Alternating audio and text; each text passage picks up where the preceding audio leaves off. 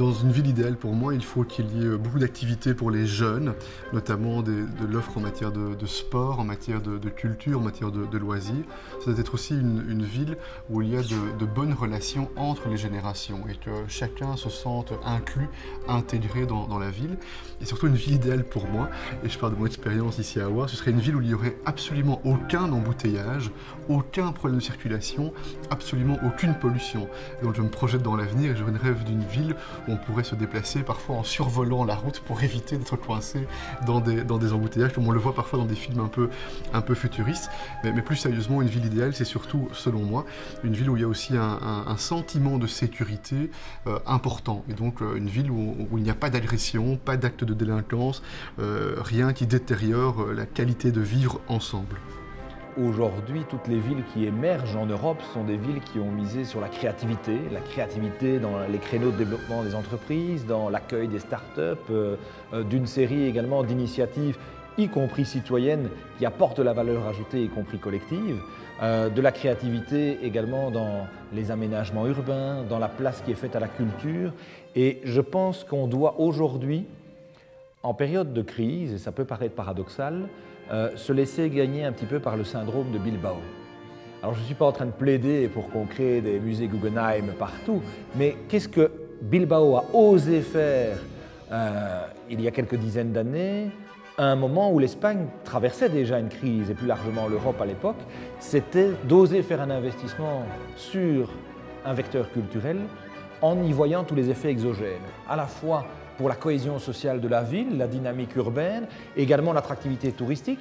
Et je trouve qu'on prend le levier culturel, évidemment pour ce qu'il est en premier lieu, c'est un levier de développement humain, mais insuffisamment encore comme un levier de développement économique.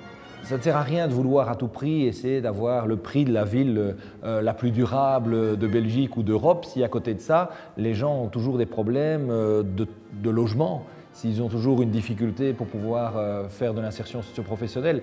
Un toit et un emploi, ça reste encore vraiment les enjeux majeurs autour desquels les politiques doivent se mobiliser. Il y a un grand centre sportif avec une piscine, avec aussi des petites infrastructures de quartier, des petites plaines de jeux, avec des bancs, avec des espaces verts. Il y a quelque part une sorte de solidarité, mais aussi de coopération qui se crée en différents villages, même si ce sont des maires ou des bourgmestres de couleurs différentes. Ils s'entendent déjà maintenant pour la police, ils s'entendent maintenant pour les pompiers, donc ils pourront s'entendre pour les loisirs, pour avoir une politique sportive attirante pour les jeunes, pour avoir une politique culturelle. Ça ne sert à rien que chacun ait un petit centre qui vivote, mais qu'on puisse avoir un grand centre culturel avec une grande salle, et à côté de ça, des ateliers, des animations pour les enfants, des stages, énormément d'activités. Je m'inspire aussi de Sienne. Vous savez, Sienne, on prépare pendant toute l'année la grande manifestation folklorique. Chaque quartier est représenté. Les jeunes et les anciens se parlent énormément, c'est intergénérationnel.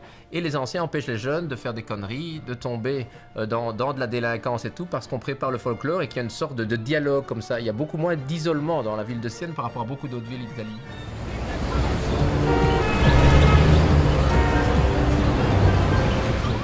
Tout ça me fait rêver, et comme bourgmestre, je rêverais de pouvoir en un seul clic pouvoir ériger le nouveau hall culturel que l'on est en train de construire pour Wavre. Je rêve d'une piscine communale à Wavre.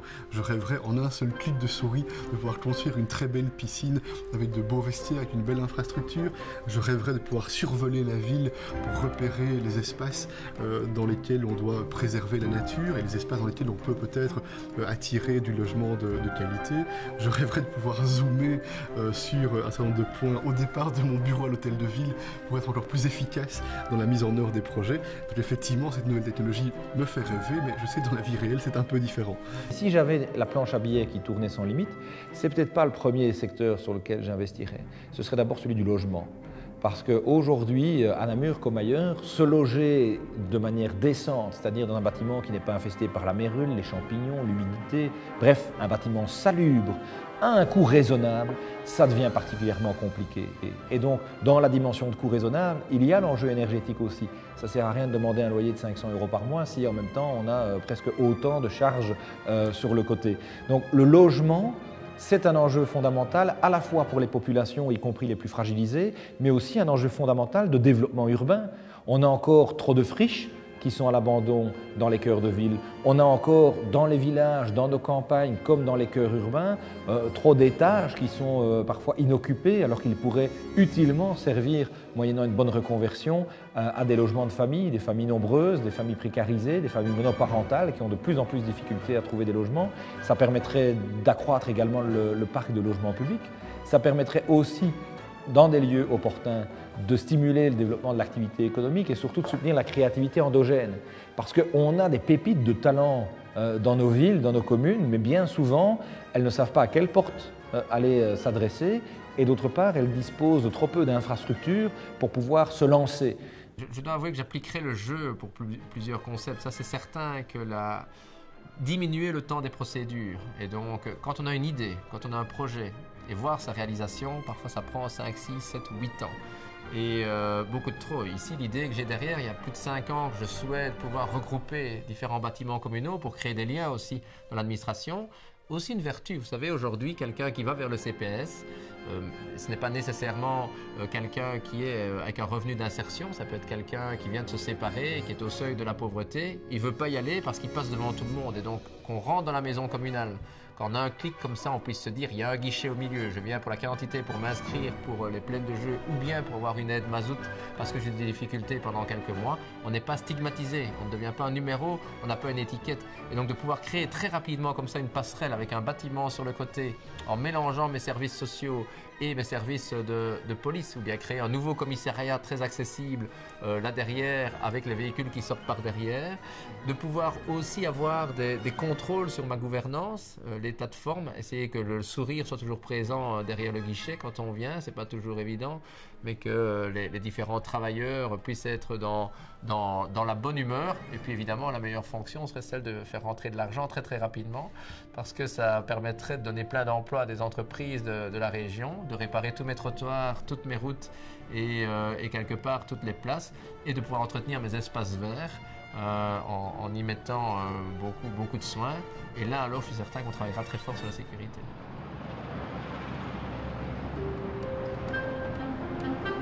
Mais je pense qu'il faut rêver justement. Je pense que quand on est bourgmestre, il faut rêver sa ville idéale, sa conception de la ville idéale, et puis on doit se donner les moyens avec beaucoup de volontarisme pour franchir les obstacles. Et les obstacles, ils sont nombreux parce que quand on rêve, par exemple, comme c'est mon cas, d'avoir une piscine communale et un hall culturel polyvalent pour améliorer, renforcer l'attractivité de Wavre, ce sont des obstacles financiers, ce sont des obstacles administratifs. Il faut des permis d'urbanisme, il faut parfois dépolluer des sols qui ont été pollués par des activités industrielles antérieures. Donc il y a un chemin qui est rempli d'obstacles et de contraintes.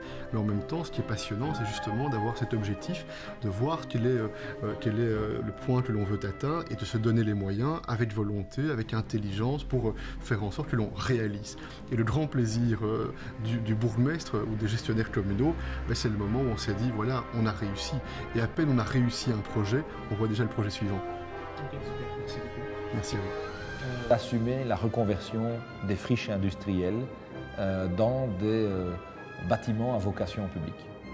On en a besoin, que ce soit des maisons de repos, que ce soit des crèches, que ce soit des espaces culturels, que ce soit des espaces sportifs, que ce soit des espaces qui soient destinés aux soins de santé ou à la grande précarité. On est en déficit en général dans les villes d'infrastructures de cette nature et donc ce serait le premier coup de baguette magique que je donnerais. The SimCity, c'est toujours d'oser parler avec ses citoyens. Et donc, c'est de ne pas imposer, par exemple, un grand projet immobilier ou bien un grand immeuble. Je prends toujours l'exemple de Bono, qui est idolâtré partout, le chanteur de U2, et qui, au milieu de Dublin, veut construire sa grande tour depuis des années en y mettant son studio, son restaurant et son hôtel. Et tous ses fans sont pratiquement les plus grands opposants au projet parce qu'ils n'ont pas eu le temps d'en discuter et de voir les avantages.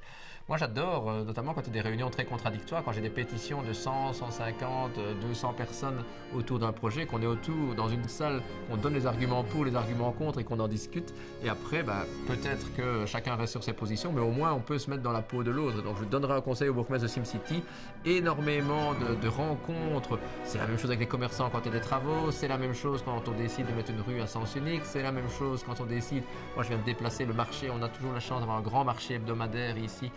Tous les samedis, des gens viennent de toute la région pour acheter des produits frais. Je l'ai déplacé avant, c'était sur une plage, je l'ai mis dans une rue. Pourquoi? Parce que ça fait vivre les cafés devant, les terrasses et que ça amène des personnes. Les gens qui étaient là, qui sont bloqués avec leur voiture, ils râlaient parce qu'ils ne pouvaient pas bouger le matin. Et puis ils étaient tout contents après quand il y avait de la convivialité, il y avait du contact. Et donc je pense que sur 50 qui râlaient, il n'y en a plus que 2 qui sont contre le marché.